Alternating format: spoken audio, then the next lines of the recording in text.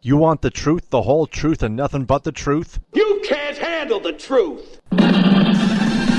Well, we're giving you the Michigan Sports Truth, the show that is honest, reveals the facts, truth, and statistics, and does not mess around. Follow me, Taylor Phillips, on Twitter at DT2Phillips. Email me at TaylorGatorPhillips14@yahoo.com. Follow Ed Smith on Twitter at EdSmith313, and go to our website at MichiganSportsTruth.com. Also like our Facebook page, The Michigan Sports Truth, and join our Facebook group with the same name. The Michigan Sports Truth podcast on Spreaker is also available on iHeartRadio and SoundCloud. Also a subsidiary of Sports Radio Detroit, thus available on iTunes and Podbean.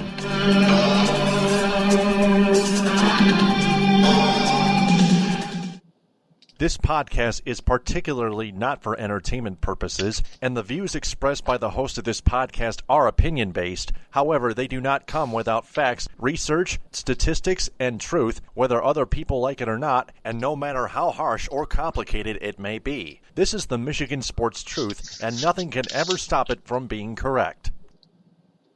Hey there, Michigan sports fanatics, and welcome to the Michigan Sports Truth, episode 258 on Spreaker. I'm Taylor Phillips, along with Ed Smith and Frank Vashner. And guys, this is the first time I've ever done a group call on Messenger on the Spreaker airwaves. This is just an incredible feeling for me and for all of us. How you guys doing tonight? Doing pretty well, thank you. Ed, how about you? And welcome back to the program.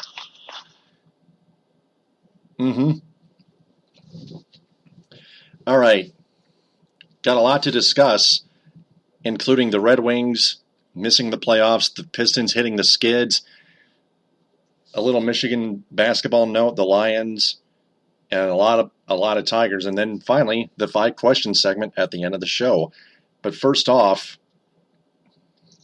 how about them Red Wings, huh?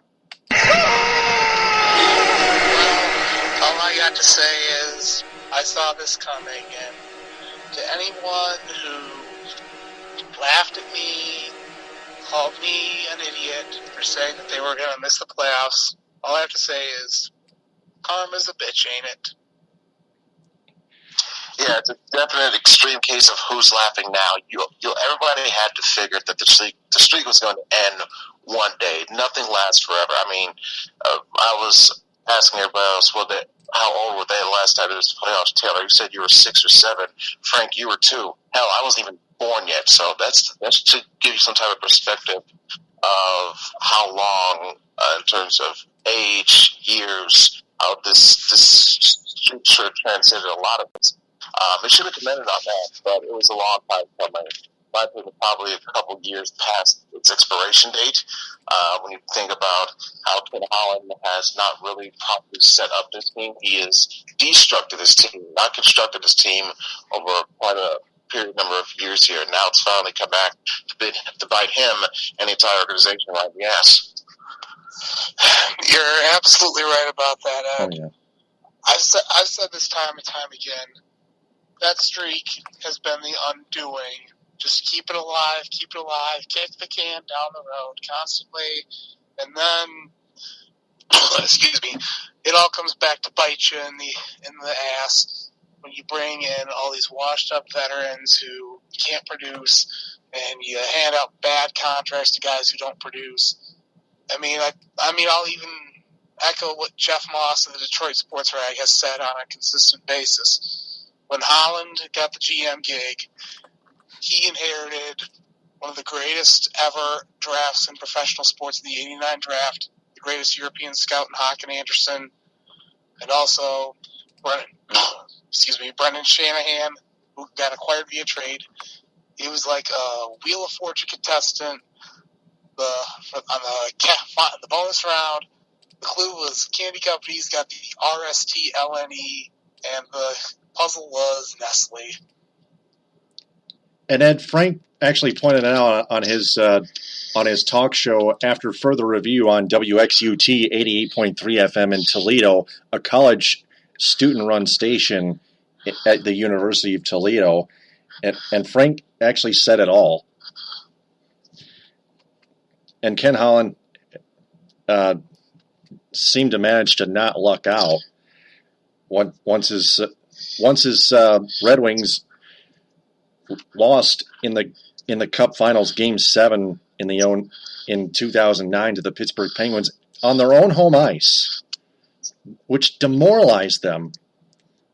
2010, they started losing in the second round again, and then starting in 2012, from there forward, they lost in the first round for the last 5 years. 3 of those four first-round eliminations in 5 games, like I pointed out several times. And now they're eliminated.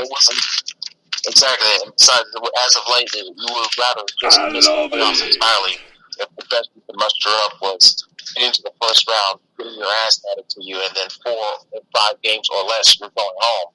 That's not what you strive for, especially if you're an organization such as the Wings. You won 4 cups now over this past 20 years, so decade period. You are what most, if not all, American hockey leagues, American hockey organizations strive to be. You are that gold standard. And to put up this type of resume in the past few years is beyond insulting to everybody who's ever put on the winged wheeled uniform.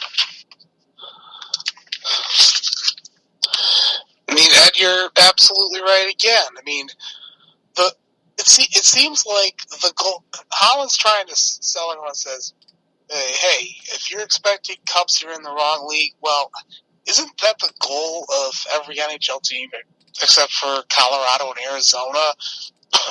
I mean, look, we're not expecting you to win the cup every year. All right, I get it. This is a league of parity. Like, nobody should be realistically expecting a cup every single year. But once every 3, 4, 5 years, it won't be so bad. We're almost getting ready to approach 10 years now without our last cup. You know, some people were thinking in the mid-50s after Gordy won that cup in 54. It's like, oh, yeah, they'll be back 5 years, 10 years. Oh, yeah, they'll be back. And then they have to wait another 20 or 30 more years after that. I don't want it to slip or even get close to that margin. What Ben Holland's done is getting dangerous close. It's getting close to the edge, in my opinion, towards that. And also, I mean, the article I posted on my page from Sportsnet saying Holland doesn't want to rebuild because he said, well, and he's changed his story every time. He says rebuilds take 8 years, they take 10 years, they take 15 years. Ken Holland is full of shit. Rebuilds obvious horseshit. Yeah. And he's a pussy. Because let's think about it. Recent example, the Pittsburgh Penguins who beat the Wings in 2009, right? You know, they go through a couple of years, hey, they make the playoffs, they look like contenders, but they always fall short. Sometimes not even make it to the conference final, right? So what do? They make some changes. They shake some things up. They even include firing their coach. They even got him that damn Bosma. They took a chance, and what do you know? A couple years later, here they were hosting another cup before the Wings would, who, by the way, are still in the decline of getting their asses knocked out in the first round now. Exactly. Yeah. And, I mean, saying that rebuilds take 15 years, I mean, look at the Florida Panthers. I mean, they came to the league in 93 as an expansion team. In 3 years, they made it to the Cup final. An expansion. Make it to the final stage of your league championship. So again, that's another example proving how much horseshit that is. Yep. The list goes on and on. I mean, hell, look at another example. Look at the Carolina Hurricanes. They lost to the Wings in 2002. Was it, 4 years later or 5 years later? They're hoisting up their cup themselves. So again, that type of mindset is absolutely ludicrous. It's beyond insulting to someone's intelligence to even say that, to think that, let alone say that. And if this was any other, organization, I'm surprised. I wouldn't be so sure that person would still have their job at the end of that day after they made that comment. Not to mention the Nashville Predators, the Nashville Pussy Predators. I may add, just for entertainment purposes. I did that out of restraint. But the Nashville Predators were expanded in the late 90s as well. The Red Wings eliminated them twice in 2004 and in 2008, both in the first round. And then in 2012, the Predators devoured them back in 5 games in 2012 in the first round. That was the beginning of the end of the Red Wings playoff streak. You're absolutely right. And here's another thing.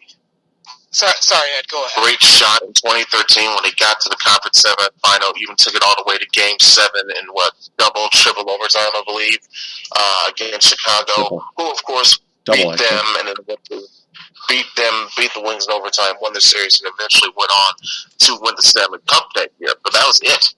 Otherwise, it's been downhill and sinking ever since. And to your point, Ed, this is something else that really pisses me off. There are these people that say, "Oh, you just got to get the playoffs. Anything can happen. Puck luck, hot goaltending," and they point to the 2012 Los Angeles Kings, who won the Cup as an 8 seed. And I'll say, 1, the Kings are the exception, not the rule, and 2, the LA Kings have Drew Doughty on their blue line, and they also have Jonathan Quick in net. The Red Wings don't have anybody who pisses in the same toilet as Drew Doughty. Correct. The Kings. As much as I like Jimmy Howard, he would seem more dependable to rely on Jonathan Quick than it would have been to rely on Jimmy Howard in that time period. So, yeah, having hot goaltending is one thing, but you need other pieces. And Los Angeles had that in spades, and it was 2 again because just 2 years later they won another cup. Yeah. And another example people point to is the Edmonton Oilers in 2006. Well, that's an Oilers team. They had Chris Pronger and Jason Smith on their blue line, and Chris Pronger's in the Hall of Fame, for fuck's sake. Yeah, not to mention Wayne Gretzky, who was later traded to the LA Kings. But that was back in the 80s. Come on, that's glory day. Right. It was glory days, yeah. That was referred to the 2006 Oilers team that was an 8 seed and played the Hurricanes in the Cup final. Yep. Ryan Smith, don't forget, was on that Oilers 2006 team. Yeah. He was a beast. I mean, hell, I can name a few other guys. Michael Pekka was their top center. They had Sergei Samsonov. Fernando Pisani led the team. They actually led the NHL in playoff points that year, if I'm not mistaken. Oh, yeah. And the Oilers pushed the Hurricanes to 7 games in totality before losing in Game 7 in Carolina, in Raleigh. Yeah, it was. I believe that was a 1-goal game. Yep.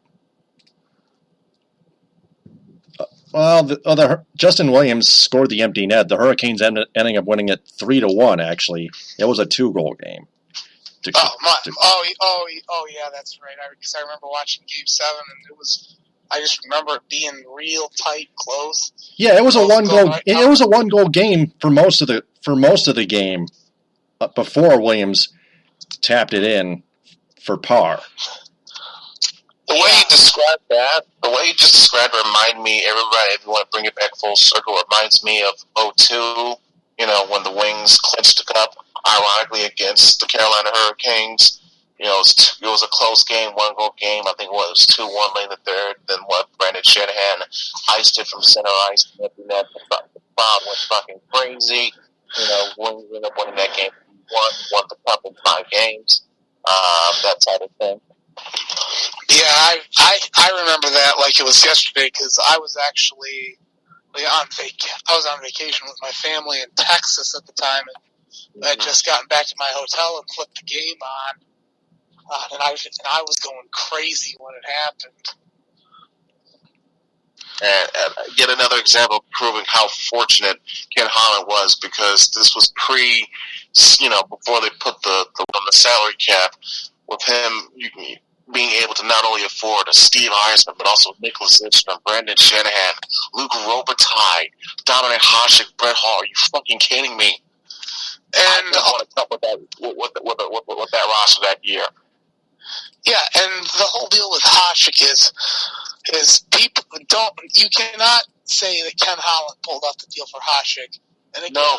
I'll attribute this to Jeff Moss of the Detroit Sports Radio again. Hasek's agent, Rich Winter, went to the Sabres brass and said, Dom wants out of Buffalo, and the list of teams that he'll accept a trade to is Detroit. And that was it. Yep. And it was also, and you also know who another client Rich Winter had who came to Detroit later down the road? You mean the year after 2000? No, you got to go a few years down the road. After the Wings won the Cup in 2008, who was another Rich Winter client who signed with the Red Wings? Marian Hossa? Bingo. Yeah, that's what I thought. A guy who Holland let walk out the door in exchange for the eventual corpse that was Johan Franzen. Yeah, I'll never live that down. Yeah, another example of why Holland, again, it's been set in motion. Actually, that's an example of this was years in the making of Holland dismantling the team and fucking up our future. I'm surprised he wasn't fired for letting Datsuk hold the team hostage the way he did with that type of sweetheart deal. You really think any other GM in the league will allow something like that to happen to their team? And it cost them a pick? Hell, even the whole mess with Sergei Fedorov, that was where Holland really fucked up. Oh. I mean, people are saying that Fedorov was a traitor. Fedorov wanted to come back to Detroit. Holland wanted to haggle with him in '98, and then that's why he signed the offer sheet with Carolina. And then in 2003, he wanted to test the market, and he wanted to come back. But when he came back, Mike Ilitch decided to be a dick and say, offers off the table, get the fuck out of here. Right, because the relation was already haggardy between, Sergei and the Ilitches, but, Holland played a good, cute role in moving to the deterioration and the corrosion of that relationship. And eventually, it expedited Sergei's exit from Detroit.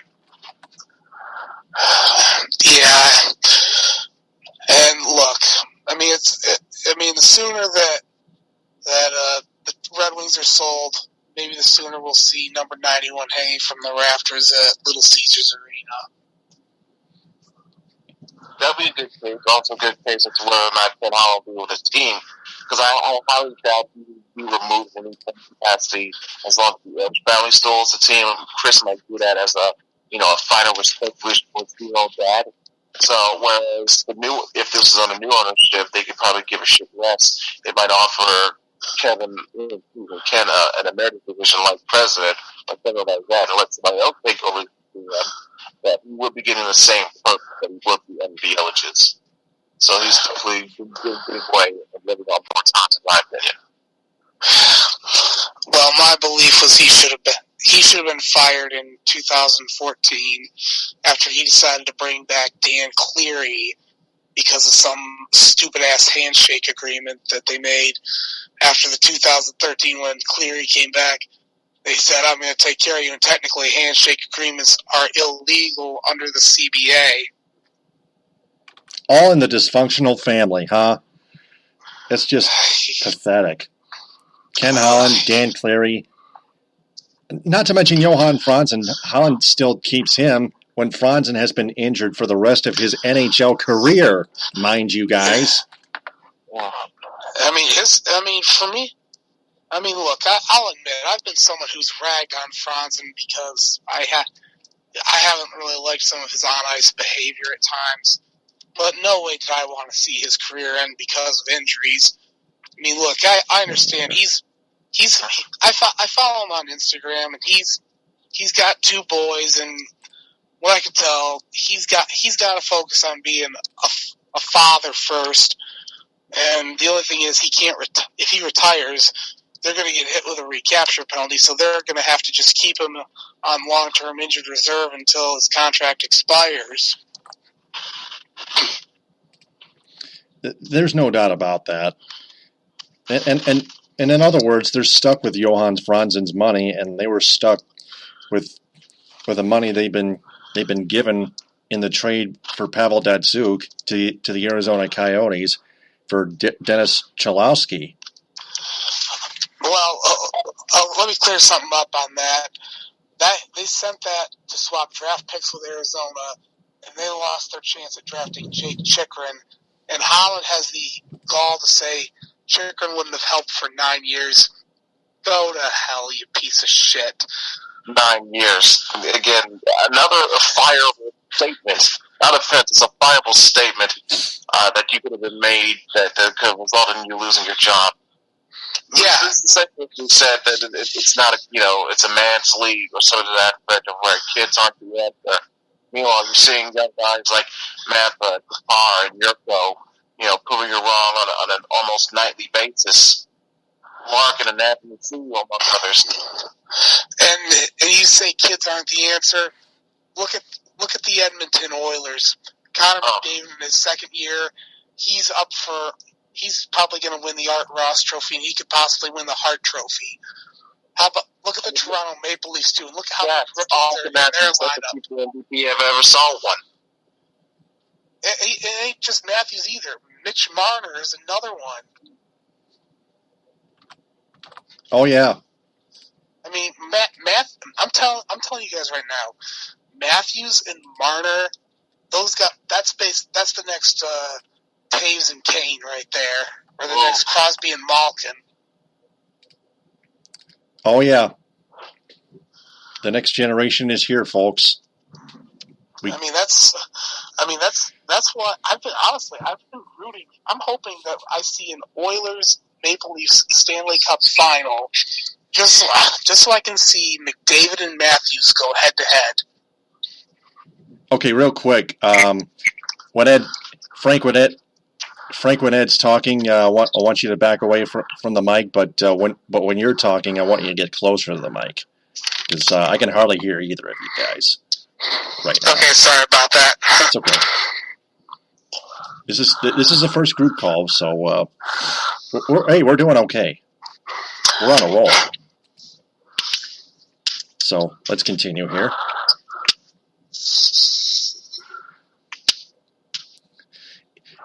See.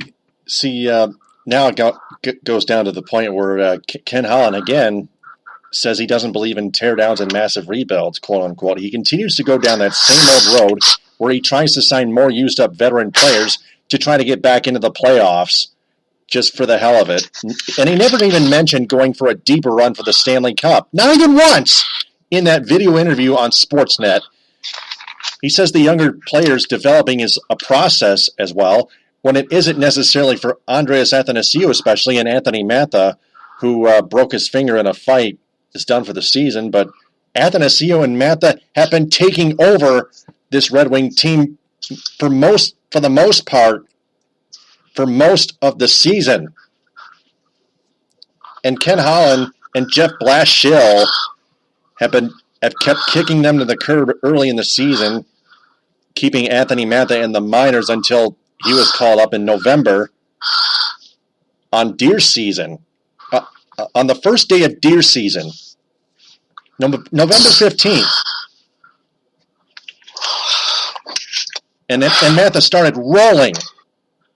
Matha's got over 30 points, maybe 35, over 35 actually.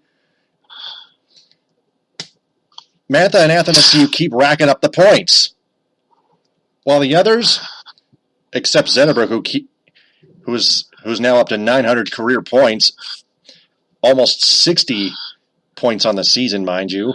Zetterberg has gotten back to his old self again, but the rest of those Red Wing players, Abdelkader, Eriksson, DeKaiser, Helm, none of those other slobs are producing much. And Holland thinks they're still good players.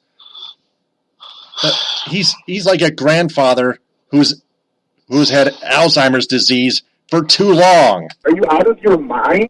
You are pathetic!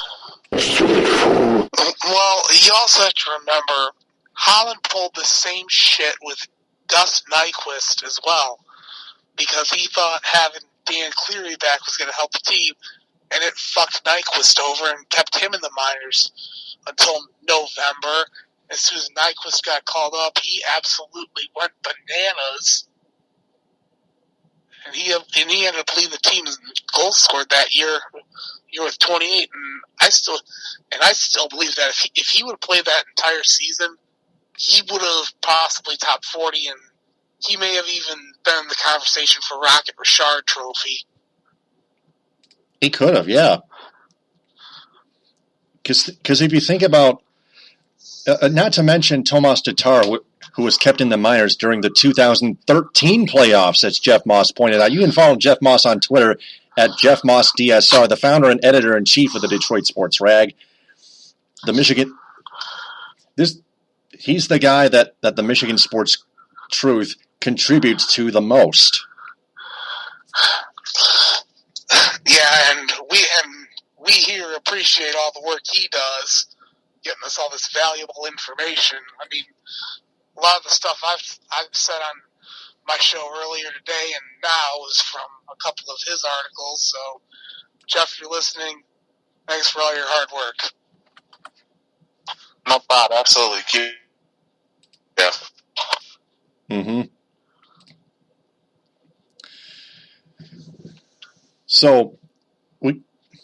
So for those who think Holland's going to stick around for the rest of for even a longer time, we got to keep in mind, don't panic.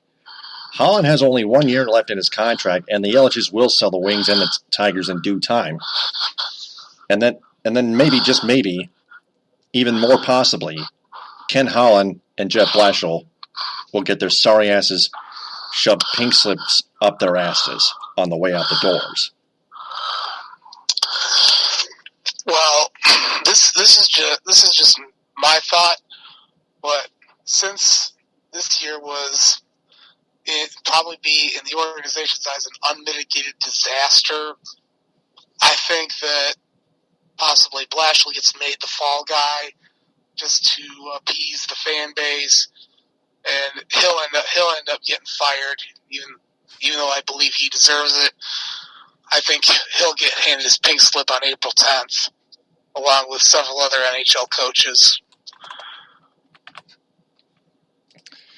Yeah, there's no doubt about it, because Jeff Blashill proved even worse than Tigers manager Brad Ausmus.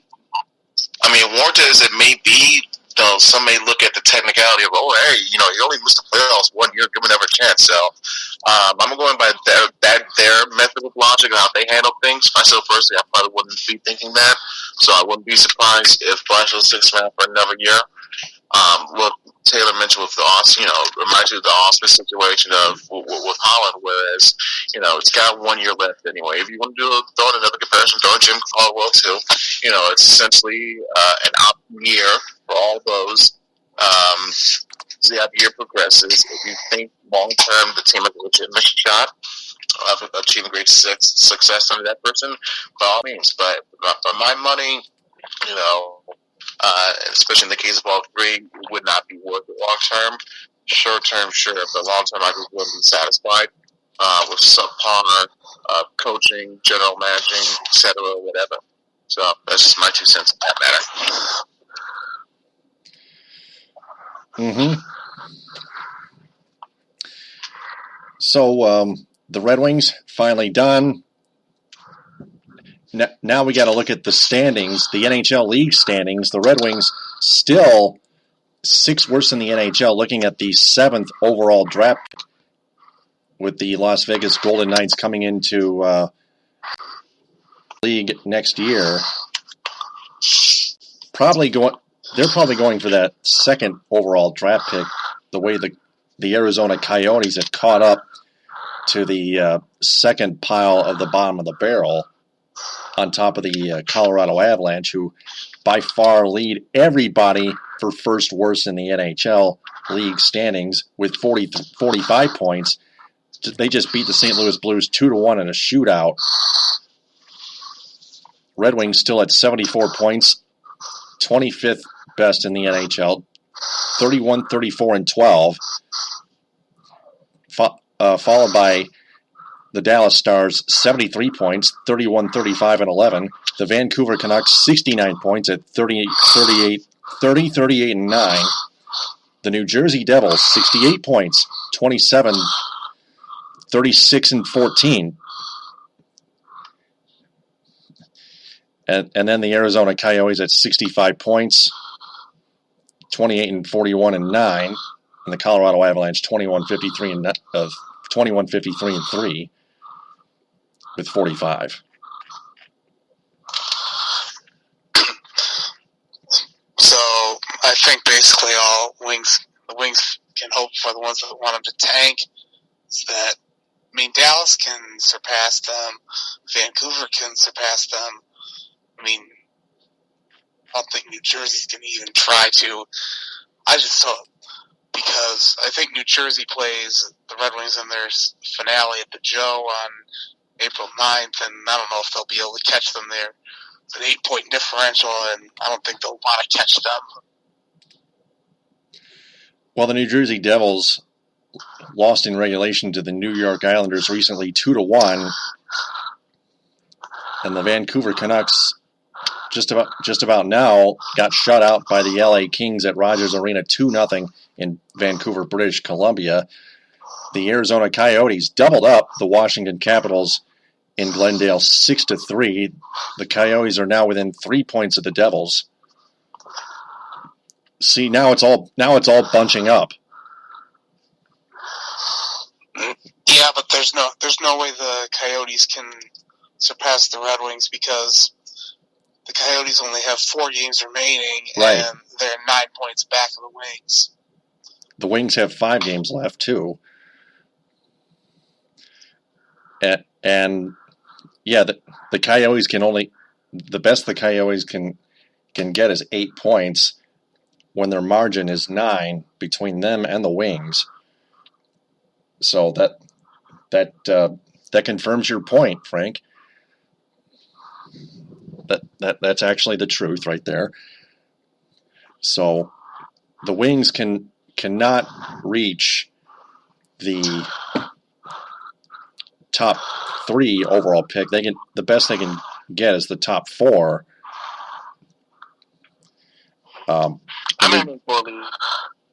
Seem to be a nice rounding up number. Mm-hmm. Yep. Yeah, the New Jersey Devils 6 points within the Wings, the Canucks 5, and the Dallas Stars 1. And don't forget the Buffalo Sabres are on, and the Florida Panthers and Winnipeg Jets and Los Angeles Kings are on, and the Philadelphia Flyers and Islanders and Hurricanes and Lightning, and I can go on and on and on, are on top of the Wings. But this is for the rest of those top overall draft picks. Let's see who can come up with which.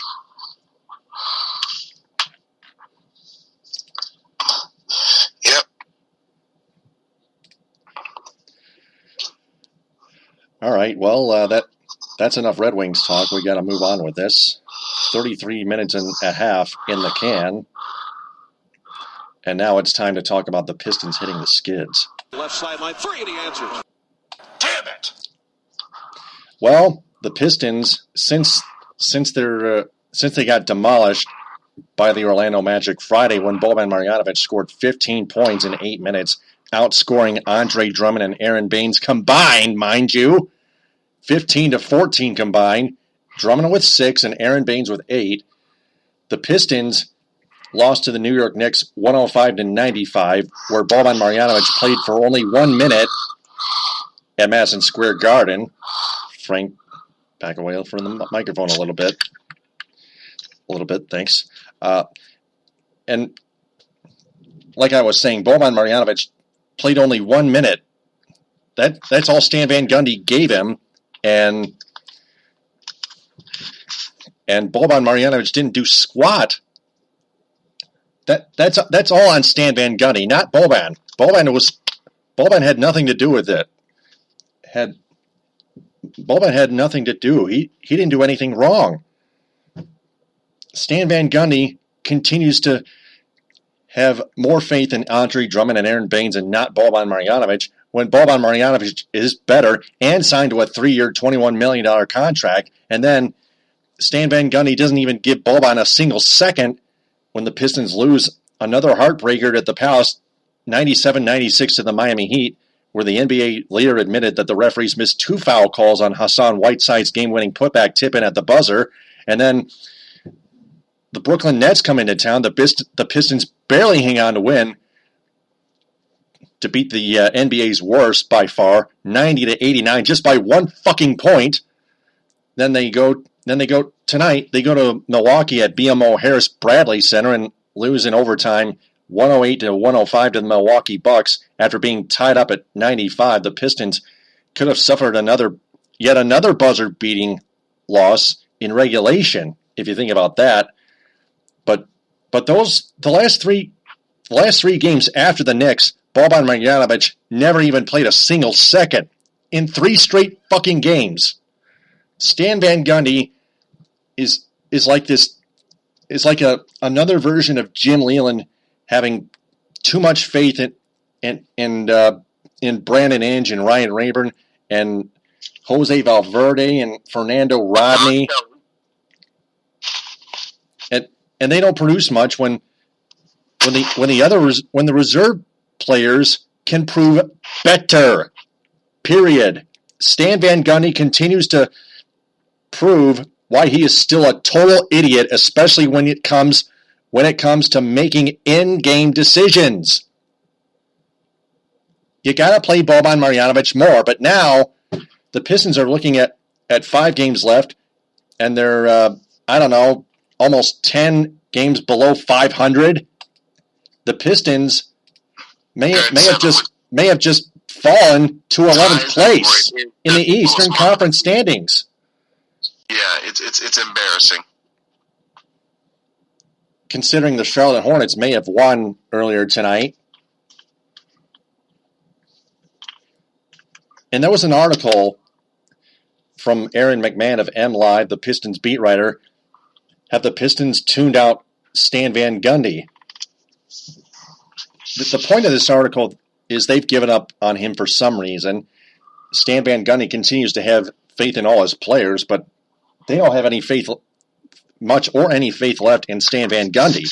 There's been a disconnect between the players and Stan Van Gundy. That's going to be one of our 5 questions later on at the end of the episode.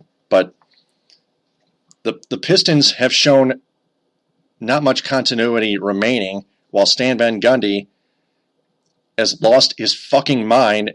But more importantly, all season long, Stan Van Gundy continues to bench Boban Marjanovic when he continues to prove better. When I looked it up earlier this week in the just barely 115-114 win at the Palace, like a month or 2 ago against the Charlotte Hornets, Boban Marjanovic put up a huge double-double of 15 points and 19 rebounds.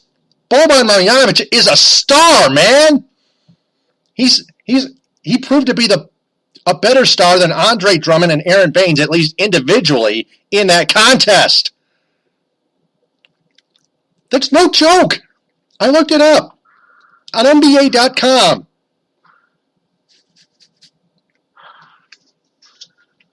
Marjanovic may not be maybe no Godzilla, but he's too tall of a guy to be inconsistent. He's too tall of a guy to miss free throws, and he can do it all.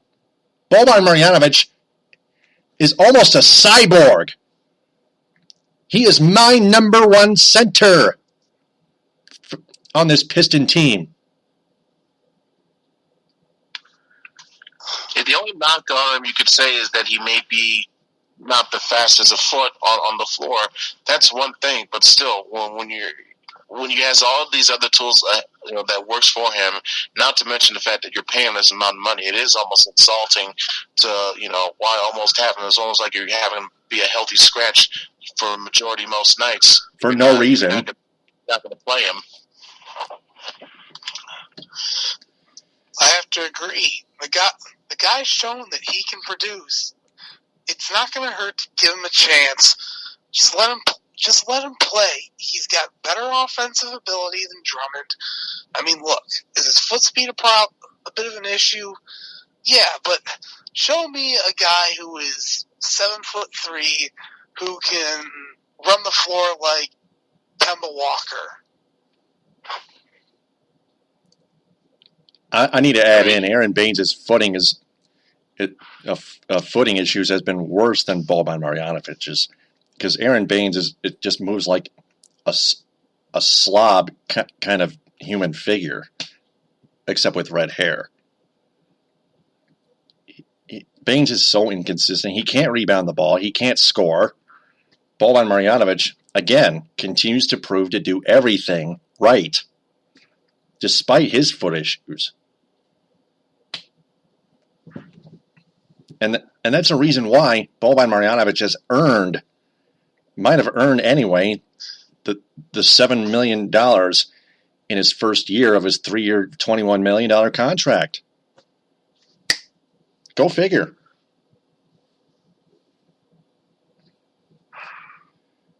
And here's another reason why Stan Van Gundy's an idiot.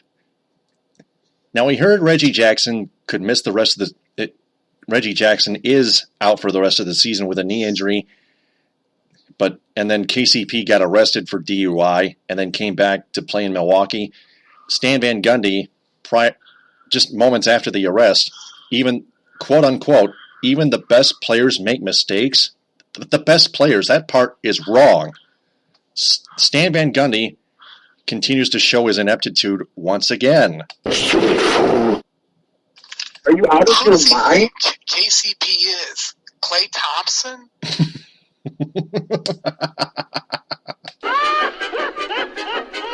Come on, look. He said made a mistake. Look, I'll acknowledge that. Me too. KCP fucked up. I mean, if he comes out, owns up to it, okay. But at least say something along the lines like, he made a mistake. He's going to pay the consequences for what he did. Or not everyone's perfect. I think there was a little bit a bit too much hyperbole on that sandwich that Stan put on there. I think Caldwell Pope's a good enough player. I think for this specific team and this system and this offense, he is needed and valuable. So I think that causes his coach to overvalue him. But yeah, he's not exactly what you would define as great when you think of shooting guards in the league. He's solid, a good player, but nothing exactly to write home about. Exactly.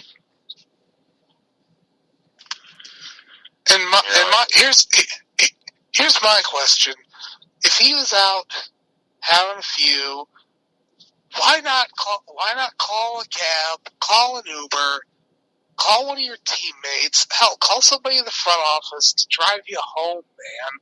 The point is to have any kind of designated driver, no matter what race or gender or what religion. Just get somebody, anybody. It could. You would think, he's making enough money where you can either A, hire a personal driver for that night, like you mentioned, Taylor, get the designated driver, or like you mentioned, Frank, with hire an Uber, and you just get his car towed or whatever, delivered to him the next day, or whatever the case may be. But there's many other ways and methods that you can avoid, especially when you now have the more financial means of getting yourself in a better situation, so you can avoid a scenario where you're being arrested. This is an easily preventable and avoidable situation that KCP unfortunately did not take advantage of. Yeah, and now he's going to end up losing his license, and he's going to have to pay probably about $10,000 in fines, but for him that's barely a drop in the bucket. Excuse me. And plus he's probably going to get suspended too. Or at least he should be, because Should have been. I mean, I know the NBA has suspended Ty Lawson before for DUIs, but again, he did it on a repeated basis. Yeah. So this is like so I can sense thing. Still get let off. He'll probably be fined, but he won't be suspended.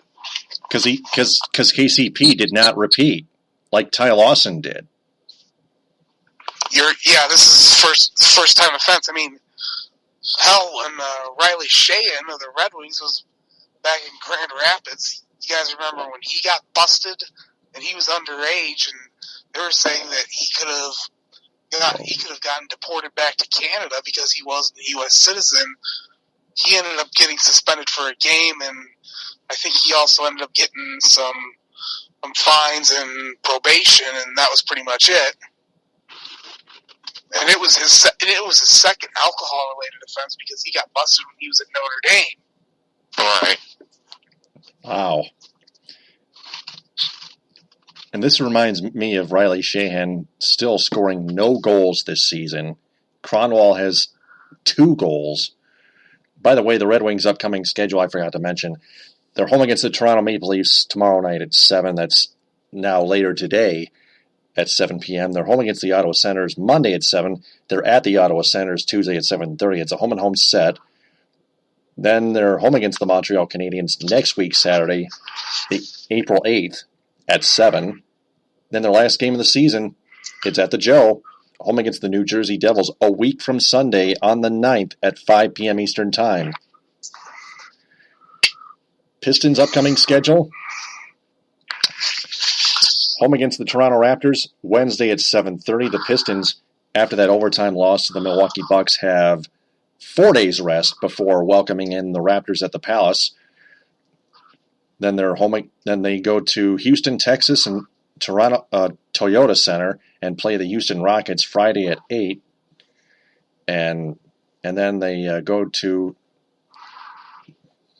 Memphis FedEx Forum and play the Memphis Grizzlies a week from Sunday on the 9th at 6. And then the last 2 games of the season, they're home against the Washington Wizards on the 10th on a Monday at 8 o'clock. That's the last game ever at the Palace of Auburn Hills for the Pistons. And then last game of the season, they are in Orlando against the Magic, trying to redeem themselves at 8 o'clock Wednesday, April the 12th, the day before my 33rd birthday, at 8 o'clock to wrap up the Pistons' 2016-2017 season. God, I hope the Pistons tank, and I hope the Red Wings tank too. We all hope they both tank. Of course, no doubt about it, without the shadow of a doubt. Preach. Yep. So, one quick little note here as we transition to college basketball. For 3, yes, sir! Michigan Wolverines men's basketball forward Mark Donnell seeks a graduate transfer. So, Mark Donnell is graduating, and he's going to transfer, so he will no longer be a Michigan Wolverines for those 2 reasons combined together. So, best of luck in your future endeavors, Mark. Absolutely. Yeah, a quick little note about Donnell. Gentleman I work with at Enterprise Rent-A-Car in Sylvania, Ohio, actually played against him when he was in high school. And of course, he didn't really have much good to say about him as a college player. He said that he was pretty bad, so I think he's happy that he's going to be out of the program. Sure enough. Now let's talk some Lions here. Touchdown, Detroit Lions! The already buffed up Lions, I may add, especially with their offensive line. Big news here. The Lions, earlier this week, have gotten into very early stages, quote-unquote, of negotiating contract extension talks with quarterback Matthew Stafford, which could take months, but they're going to work on it. That's the important thing. Just got to cross our fingers and be patient. Also, running back Theo Riddick is having surgeries on both his wrists last year. He might be ready for training camp. Either I think I remember hearing that, or I may assume it. I think with it being to his wrist, it'll take some time to heal up, but he should be ready in time for training camp, well ready. For Stafford, I think it's definitely a good sign that they want to get to locking him up, because obviously what we've seen burned by Ndamukong Suh, you don't want to get to a point where, or for another example, Kevin Durant with Oklahoma City. You never want your superstar to walk out on you and you not even try to contend to bring it back. So give yourself a chance. Let Stafford know early on, hey, we want you back here. We want you here for the rest of your career. And see what work out a median type of range. And with Stafford, if he continues this type of play, because let's not forget, he was an MVP candidate last year before he hurt his finger. So if he keeps up that consistent style of play, he will be more than happy to say, hey, I want another $100 million deal. And he'll be more than inclined to have earned that type of deal. But that's only if he keeps up the play from last year for this year. The more important thing is the finger will heal in due time. Yeah, well, I think the big question is, with them talking extension, is he going to end up being the highest paid quarterback in the league? And I think that might end up rubbing some people the wrong way, because he still has as many playoff wins as all three of us do, which is 0. But still, my belief is, hey, you want to keep him around, you got to pay the man. Yeah, it depends on how much payroll money the Fords have left. Well, I think we can all agree that just without this team, without Stafford, this team is dog shit. But the thing is, how much money can you tie down your franchise to one person without it affecting how you try to, attribute other positions on this team? Because, like you mentioned, like Frank's pointed out, Stafford doesn't have even a playoff victory to his resume, let alone a Super Bowl title or even a Super Bowl appearance. So it would be a hard stretch for some people to think, oh, really? He's going to be worth this amount of money? But whenever you see him play every Sunday, you would think, hey, and in determining his value to a team or this specific team, he's worth every nickel and dime and then some. That's true. You got to earn it, no matter what. You got to overcome your injuries. You got to overcome everything, every obstacle that's thrown at you. No matter who you are, what kind of star you are, what position you play. That's just how the NFL works. It's the hardest league in all of sports ever. Two more notes here. Gunther Cunningham, now a former Lion, has left the team for Pro Football Focus on NBC Sports. Will be national football fans that will see him more on television than on the football field, in the media, more than on the football field, actually. And finally, the Lions' old home, the Pontiac Silverdome, will be demolished sometime soon. Ed, do you have a date on that? An exact date on that? Either of you? Date at the moment, no. I don't have any type of update. All I have was remembering the headline that I saw on TV and on the internet. Which is it's a shame, but it's kind of feel it's inevitable. If they weren't going to repair that roof or whatever and let the whole, it just looks so archaic and looks very sad and depressing. So if you're not going to even attempt to fix it, might as well tear it down. It's unfortunate. It's sad. That place holds a lot of memories. A lot of memories, including, of course, among others, WrestleMania 3. Since it's this WrestleMania weekend, I think it would be only right and poetic to reference that. But it's a long time coming, so it's a sad tale. But everything has to end at some point. So we're going to see 2 arenas being demolished, 2 sporting event facilities being demolished in the greater Detroit area, the Pontiac Silverdome and Joe Louis Arena. The Palace of Auburn Hills will not be demolished. It will probably be used from next year forward. Either that or later on in the near future for the MHSAA boys and girls basketball tournaments, the state championships, actually. The state championship games for Class A, Class B, Class C, and Class D for each gender, boys and girls. That's what Jeremy Wood, the producer at WMLN 1520 AM, told me. Yeah, and also the Palace is used for the individual wrestling finals as well. I think they'll probably keep using it for that. High school wrestling, that is? Yes, yeah. They just for the individual team finals are held in McGurk Arena at Central Michigan. Fire up chips. Like to add that. So, that's all Lions talk. Now just one team left to cover, and that's our Detroit Tigers. That one is long gone.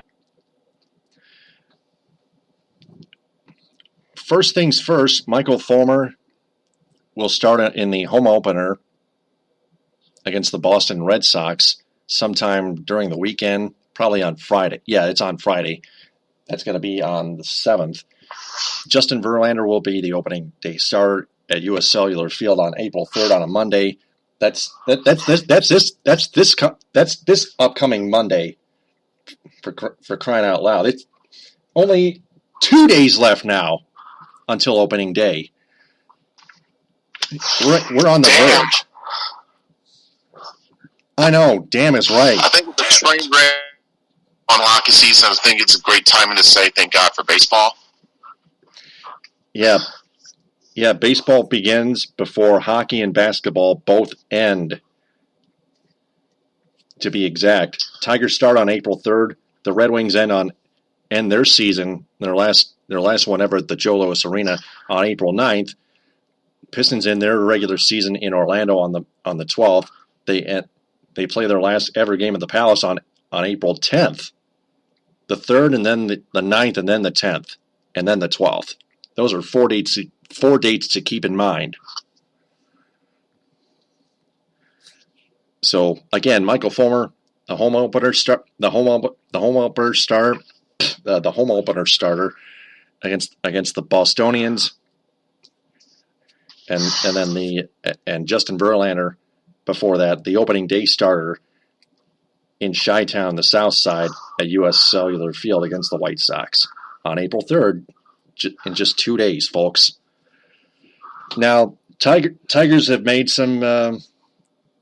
two no-brainer decisions and then some not-so-easy decisions. But first off, they release Mark Lowe, eating $5 million in salary, and they release Mike Pelfrey next. Now, Brad Ausmus was saying he had to fight back a few tears after cutting Lowe, because Mark Lowe, in Brad Ausmus's mind, was still a pretty good pitcher when Mark Lowe was already past his prime, and Brad Ausmus, I believe, was coddling Mark Lowe too much. Yeah, trotting him out, and his ERA that was in, what was it, double digits? Yeah, in ERA. And Mike Pelfrey was also scuffling this spring as well, despite pitching his last inning, a scoreless inning, in the 8th inning. He still was bad enough to be released after Mark Lowe, because Mike Pelfrey had been a disappointment last year, all of last year, and then all of this spring. So those two blokes are out of here. And all I got to say is it's a good thing they're gone, especially Pelfrey. And I still don't understand why they ended up paying him that much money for 2 years when he has been a dumpster fire throughout his career. Especially as a starting pitcher, and even as a relief pitcher, without the shadow of a doubt. It's just near enough that type of work, that type of money. $16 million in totality in the 2-year contract. That's quite a wallet. It's plenty. Not way too much, but plenty. Still plenty. Still a little too much that Al Avila tried to pay. Now for the tough decisions. They demote Anthony Gose and others. Omar Infante, Angel Nesbitt, Alex Presley, Dominic Ficacello, Miguel Gonzalez, Brendan Ryan, and Efren Navarro down to the minors. And on that same day, they put Stephen Moya on waivers, and then just earlier yesterday now, Moya clears them, thankfully, and is sent to AAA Toledo. So that's a break because Jeff Moss pointed out on Twitter at Jeff Moss DSR, that's a break because we need him against right-handed pitchers since the Nihilists are going to keep abusing Victor Martinez's knee, or probably JD Martinez's knee. Which of the two? Because I think Jeff Moss was considering basing on JD Martinez's injury. And speaking of JD Martinez, he has been placed on the 10-day DL with a right midfoot sprain, like Ed pointed out off the air prior to the start of this episode. It was retroactive to him being out 3 to 4 weeks. That was retroactive to the initial announcement of his injuries, determining how long he'll be out due to missing time due to that injury. As for Moya, I'm very glad he cleared waivers because, like you mentioned, I think it's safe to say more often than not he's more famine than he is feast. He has a tendency to strike out, not get on base, and he doesn't have that good a defense. But the one thing that he does has compared to some of his other, outfield platoon outfielders is power. He has considered power, and if we're going to be, either to a backup DH or a pinch hit spot, his bat is a bat I would want to have, type of a break in case of glass type of emergency. So I wouldn't mind taking a chance on that. And I agree with that 100%.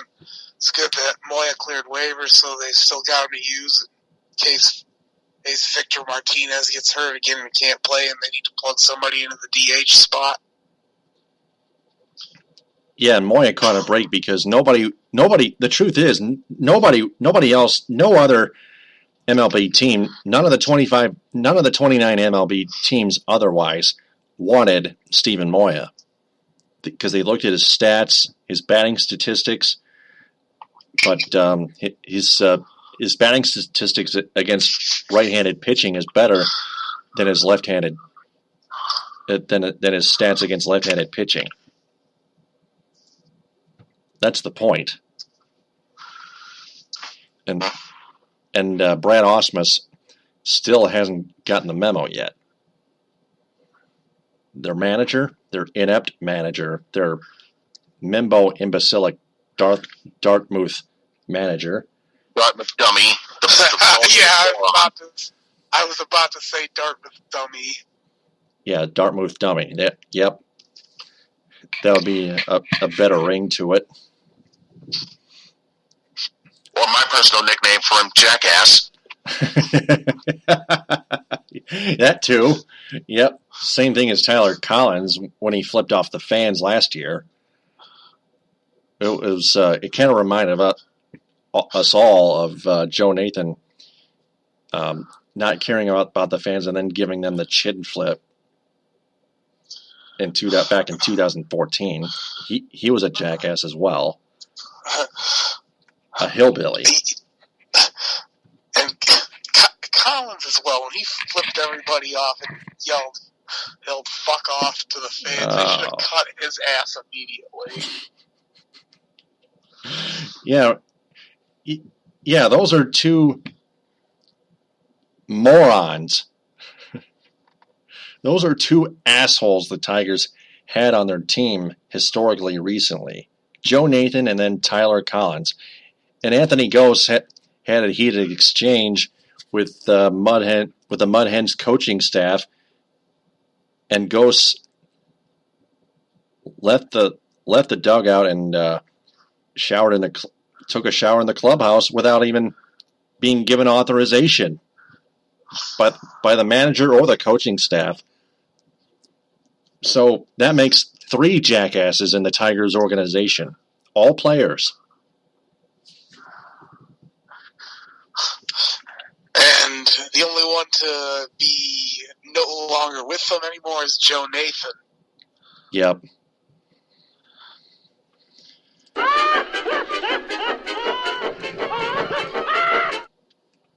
are pathetic! Yep. They suck, them jackasses. It's quite depressing that the only team that's made any type of progress in terms of making the playoffs in the last calendar year at Detroit sports has been the fucking Lions. Dear God. Yeah, no doubt about that. We're going to have to see what happens in 2017 with them. Now that they buffed up their offensive line, especially with T.J. Lang and others. They also got a defensive front and a cornerback and whatnot. Yeah, and to Ed's point too, Bob Quinn is the GM I think that fans of Detroit have the most faith in, because he finally gets how to build a team the right way. Mm-hmm. Yep. Utilize, but try to find a way to tinker around. Yeah, you can insinuate your positives, but find a way to tinker with your negatives. Yeah, and the only thing the Lions have left to finish reconstructing is their secondary defense. They have Slay, they have Darius Slay, they have Glover Quinn, and now they have DJ Hayden at cornerback. Where's the rest of the secondary, though? It appears to be nowhere, in my opinion. My opinion, you would hope to take care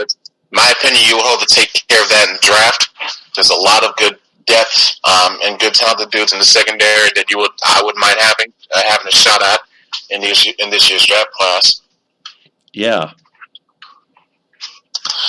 Yeah, I agree. You're going to have to probably get somebody in the draft, because you got to have guys who can go out and play and not be trotting Jonathan Bonamosi out as one of your starting corners.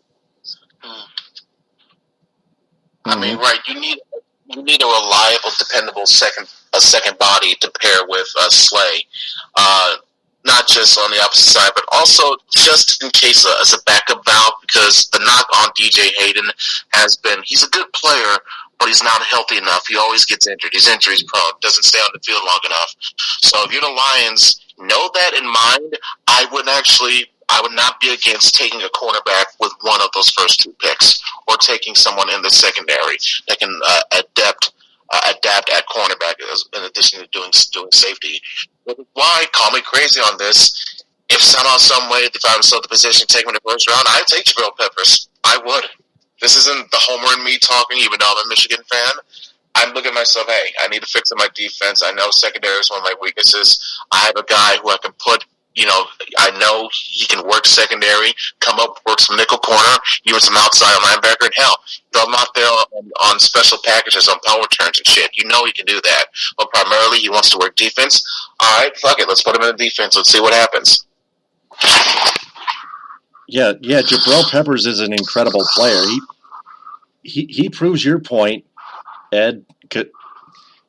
That's that Jabril Peppers has been one of the best college football players last year.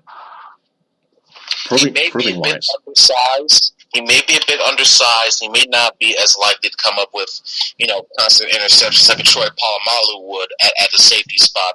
But I still consider him a damn fine player that I wouldn't mind taking a chance on in the draft. I would call him NFL's newest underdog player, wouldn't you say, Frank?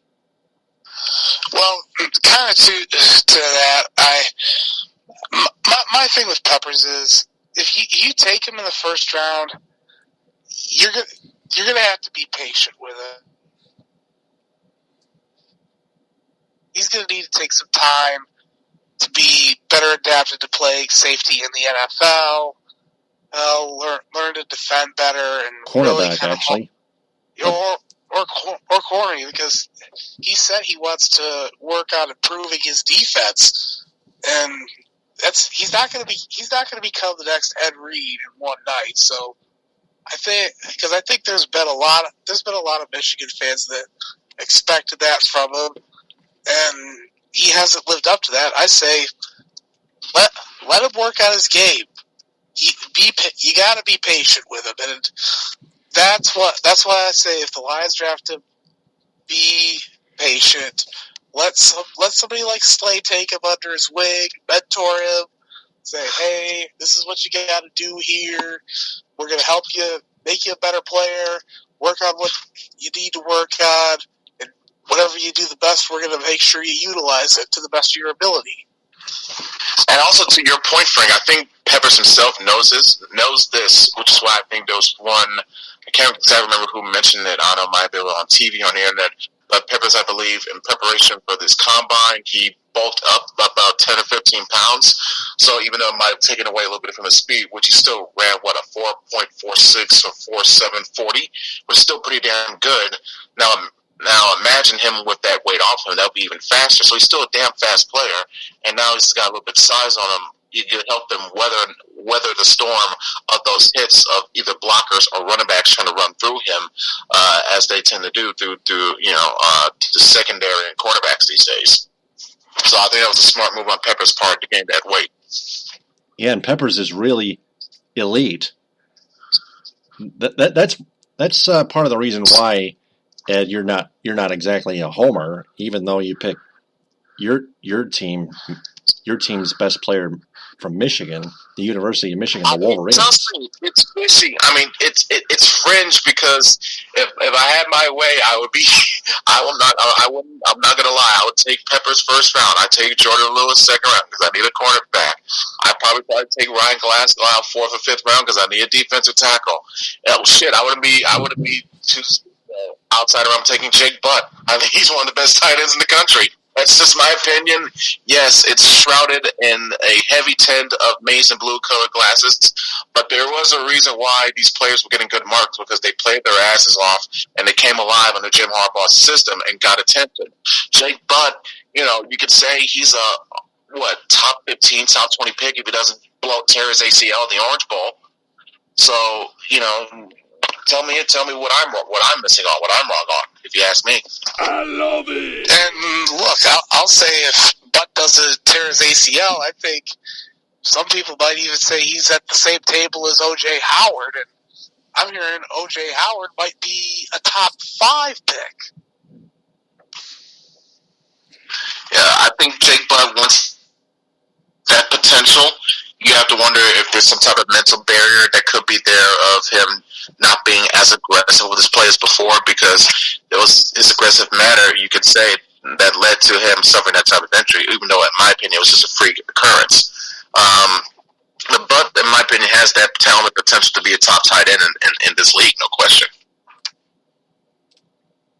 My question to that is, can all those aforementioned players, Jabril Peppers, Jordan Lewis, Jake Butt, those three of those aforementioned players, can all those players be drafted in the NFL this year?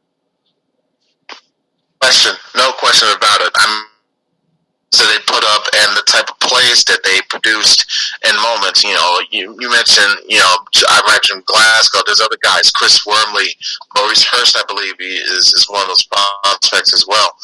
Taco Charlton, another. So Michigan has some damn fine defensive players up to be prospects for this year. For good reason. Where's Charlton been projected? I've seen him top 15. Taco Charlton? Yeah, it's like a top 5 DN, I think. Maybe. He's expected to go top 5? No, top 5 amongst defensive ends. Oh, okay. Oh, yeah. Yeah, because I've seen him projected. I believe it was either Kuiper or McShay had him going in the top 15. I remember Ed and I talking about Taco Charlton visiting Lions Pro Day on our last episode. He mentioned that he would be, when the Lions had their pro day, I don't know if they had it already or not, but he would be there in attendance. So that brought up the prospect of discussion of, should the Lions go full homer and have some Michigan players, i.e., Lewis or Ryan Glasgow, even Peppers if he's available.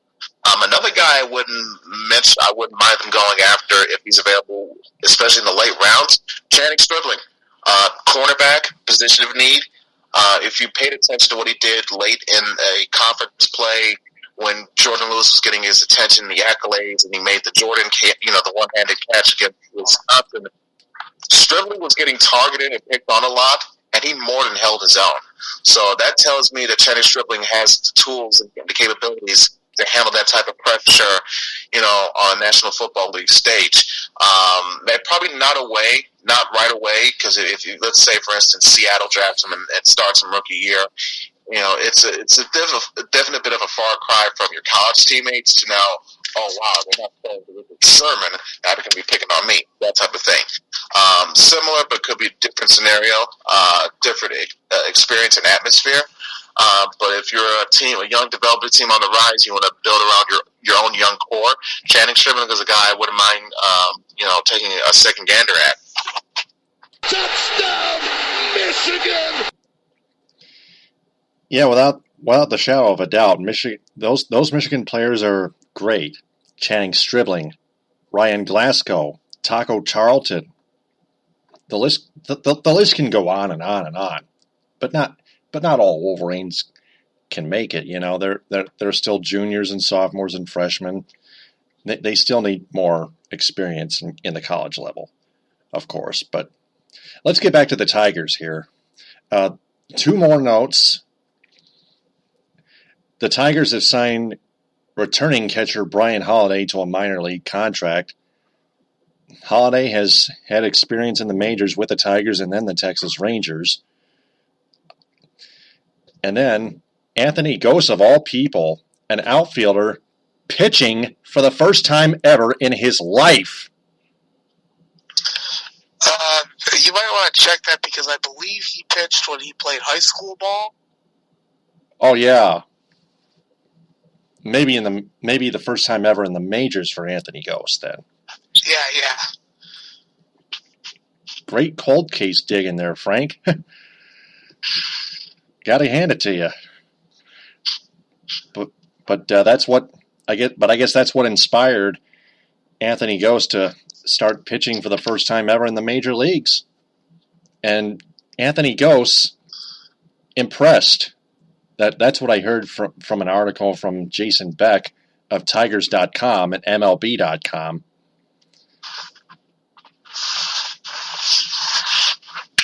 Now, is he working on trying to make this a potential full transition, or doing this as a backup hobby type of thing? Good question. I would say precautionary reasons, a backup. Like an emergency situation like that. Like an emergency situation like that one game where they had Don Kelly pitch for an inning or two? Maybe when they had Danny Worth pitch in 2014, when he threw knuckleballs against the Texas Rangers, for God's sake, in the month of May? Damn. Yeah, I think Worth had some success with the knuckleballs at first, and then it really kind of went kaput on him. He realized that he wasn't R.A. Dickey. Right. Yeah, there's no doubt about it. Can't compare a mediocre player, Danny Worth, a bench player, to R.A. Dickey. One way or another, whether they're good or each is good or bad. But you know what? Even Danny Worth impressed with his knuckleball. Anthony Gose started to impress just recently this season. earlier this week. And the future may be bright for any position player to pitch at any time given in the majors, in the minors, whichever level.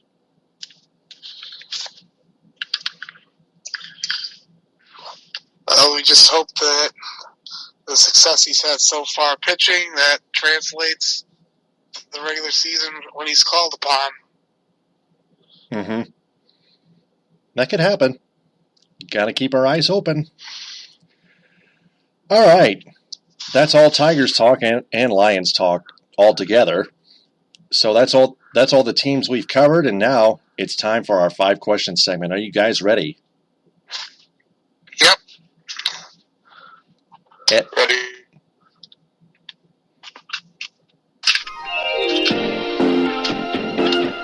It's time for 5 questions on the Michigan Sports Truth. Just to be fair, I'll ask each 5 of you questions one by one. Each of you will answer them, and then I'll go on to the next question. But since Ed Smith has more experience, I'll let Ed answer each of those 5 questions first. Okay. Question number 1: who is to blame more for the Pistons' skid, the players or their head coach and team president Stan Van Gundy? I'd say a tie. It's easy. It would be the pin to blame. At the end of the day, I think it comes down to players play, coaches coach. If you're the player, it's up to you at the end of the day to be the ultimate difference between how your team performs and whether or not they win or lose. I think some of these players, for one reason or another, have mentally checked out at various points throughout the season. And now it's come completely undone now, to where it seems like chemistry and whatever its forms of unity has been poisoned. And I put that blame on the players. Stan Van Gundy is the coach. I think he's doing the best that he can. It's just that the talent, his team is absolutely quitting on him. For what reason, I don't know. All right. Frank, you're next. I would have to agree with what Ed's saying, that players have checked out. I mean, look, we could blame SVG for not playing Boban Marjanovic all we want, but at the end of the day, is SVG the guy who puts the ball in the bucket? No. The guys he's still putting out there, they still got to go out and do their job and execute and be committed.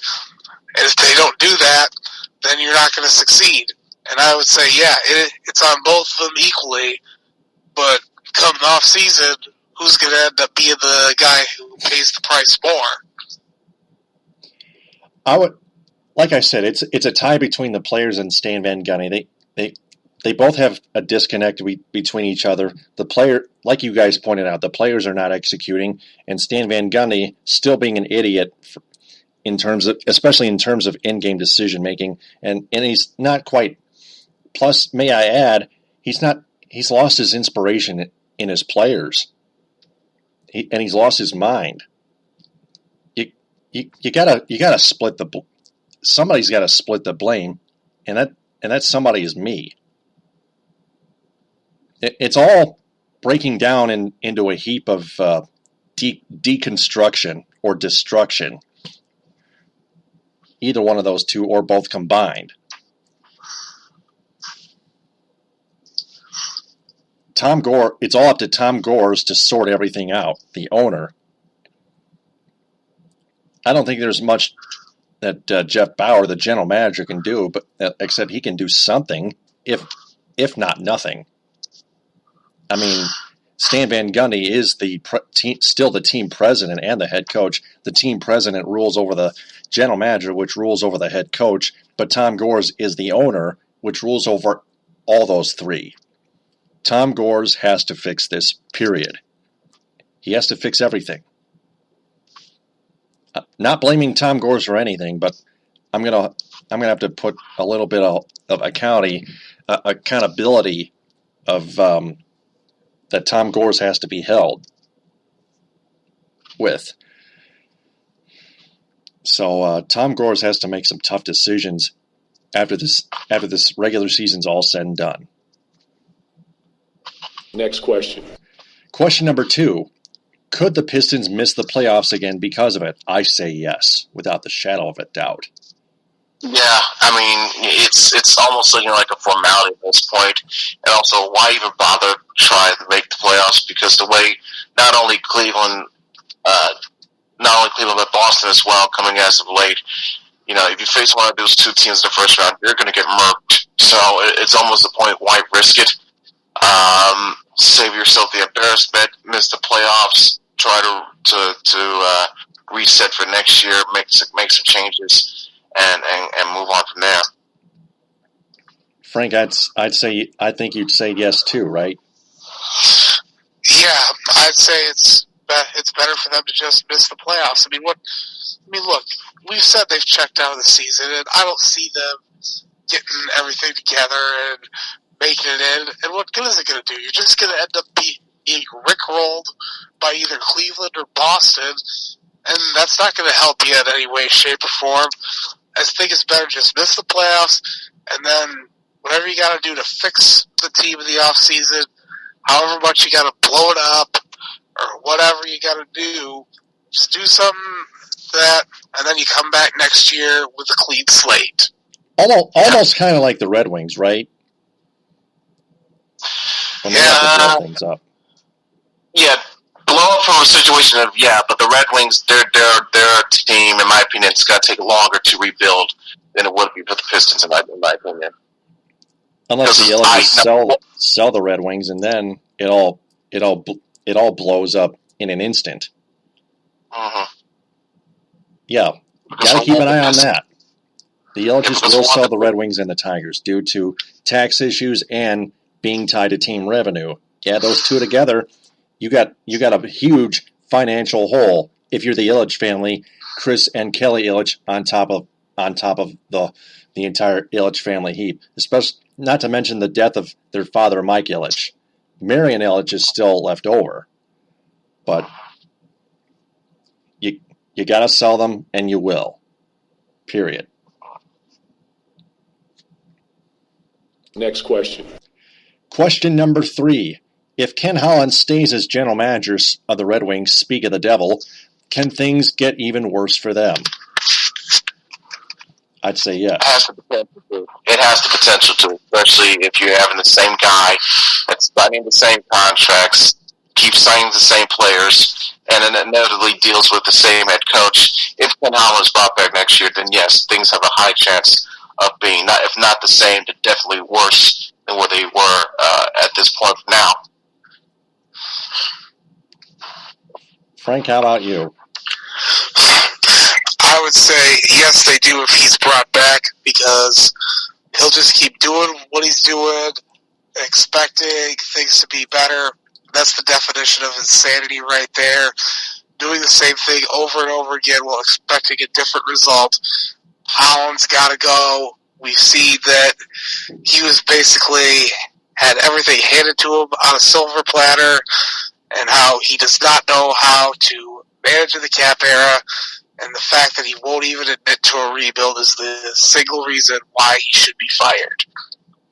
Yeah, if he returns, then I can't wait for the Red Wings to really hit rock bottom. And then maybe they'll get past the Colorado Avalanche for the first worst team in the NHL league standings. Think about that. Yeah, and I'll just add this too. Holland says rebuilds will take 15 years. Well, doing it your way will take 15 years or more, you dipshit. Or 15 years to destroy a team. One way or another. 15 years to do anything in the organization that all 29 teams have done a lot faster in less than a fucking month. Or less than a year. May I not exaggerate, pardon me, but all 29 NHL teams have rebuilt recently, or at least some, a lot quicker than Ken Holland has ever thought. Because Ken Holland is not only a dipshit like Frank pointed out, because Ken Holland is also a thin-skinned fucking pussy. Ken Holland still has no faith in the younger players. He has more faith in the washed-up veterans that he loves to spend way too much fucking money to each veteran player and re-signing the players that the Red Wings have had for a long time that have actually regressed for quite some time recently. Yeah, I hope if all that shit continues to happen, the Red Wings must hit rock bottom completely. They must surpass the Colorado Avalanche.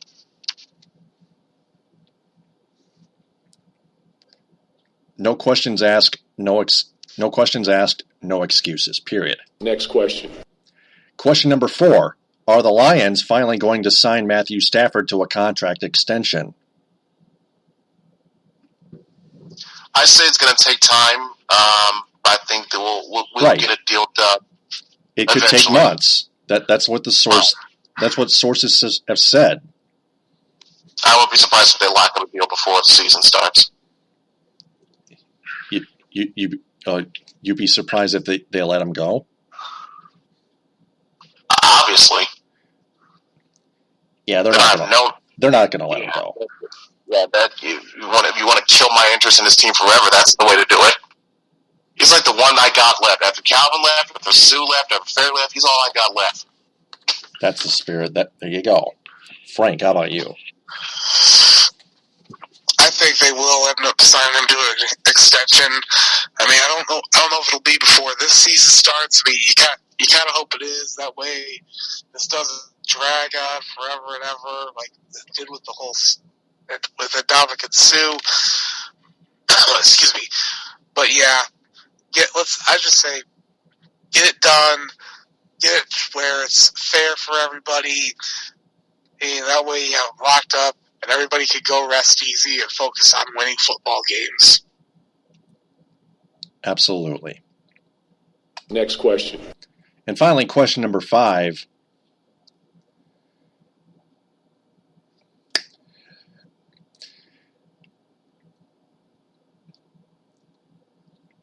Question number 5, I'm going to have to weigh in on this one. Let me think it over. Can the Tigers stay healthy and get to the playoffs despite Brad Ausmus's management, or can Brad Ausmus bring the team down once again?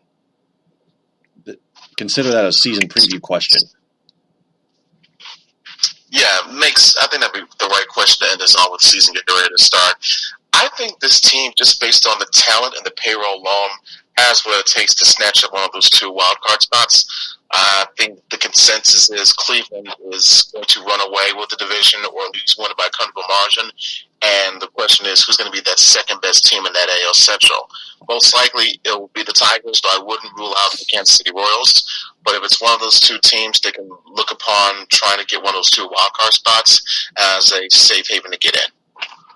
So I think just based on talent alone, they have what it takes to get to one of those 2 wild card spots. The wild card, ironically enough, no pun intended, the wild card is their manager. So that's the definitive X factor, in my opinion, as to whether or not this team can make the playoffs. It's the decisions and key situations that's going to be made eventually throughout the course of the season by their manager, which will ultimately prove to be the talk of the tail. Now here's a bonus question for the both of you.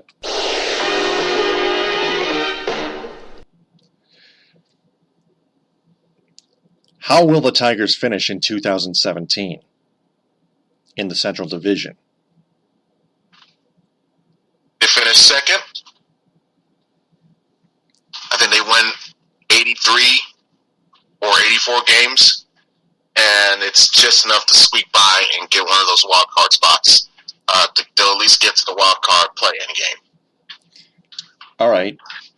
Do they win that wild card playoff game, depending who they play? Depends. If you're telling me Verlander's playing that game, I like my chances.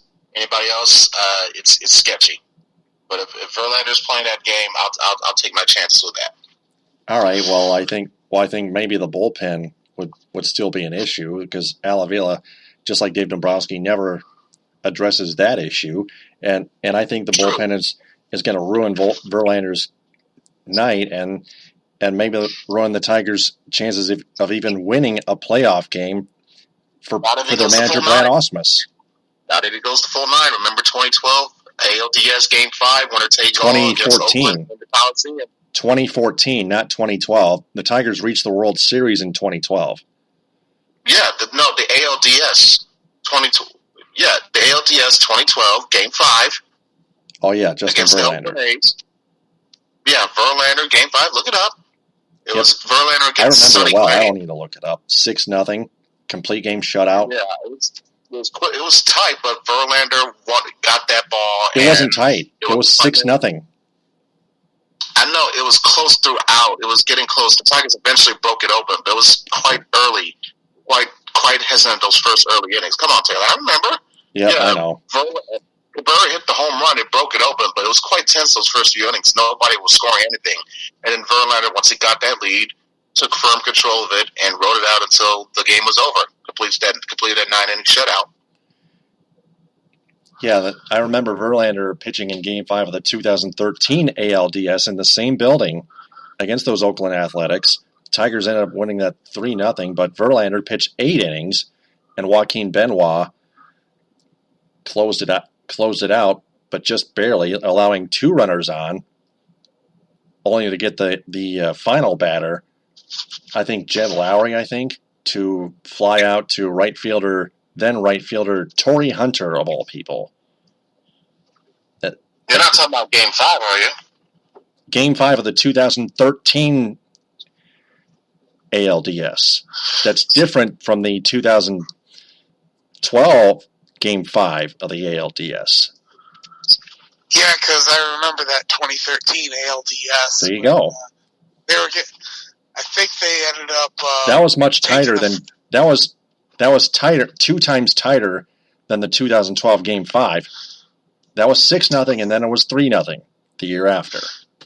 Yeah, and also you guys have to remember in that 2013 series, that was when V-Mart and Grant Balfour were telling each other to fuck off. V-Mart. Yeah, that was in Game 3. Yeah, that was a very wild game and a wild series. Without the shadow of a doubt.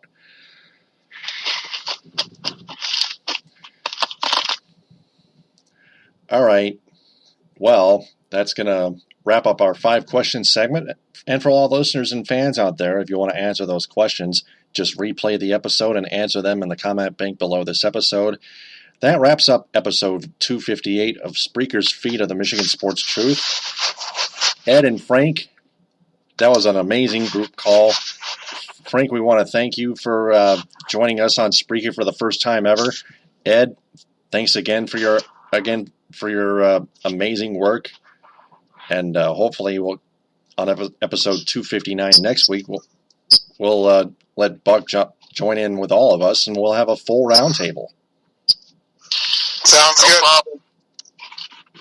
Absolutely, no problem. Can't wait. All right, you two get some rest. I'm gonna close it out by my own hands. Good night, everyone. Before we sign off, I want to remind everyone to share this episode and our entire podcast on social media.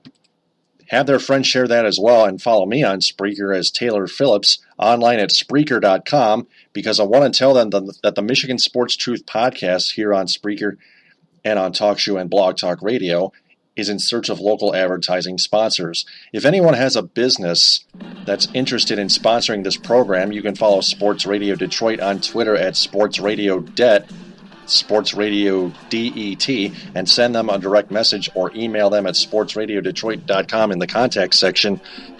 Or you can also email Roger Castillo, the owner of Sports Radio Detroit, at rajcast81@gmail.com. rajcast81@gmail.com. Also like their Facebook page and join their Facebook group. And finally, find their podcast available on iTunes and Podbean with other shows besides the Michigan Sports Truth. For Ed Smith and Frank Vashner on Twitter, I'm Taylor Phillips. Follow us on Twitter at DT2Phillips, at EdSmith313, and at Frank_Vashner, VAJCNER. And like our Facebook page, The Michigan Sports Truth, and join our Facebook group. We'll talk to you next week. Thanks very much for listening. TTFN, ta-ta for now. Bon appetit.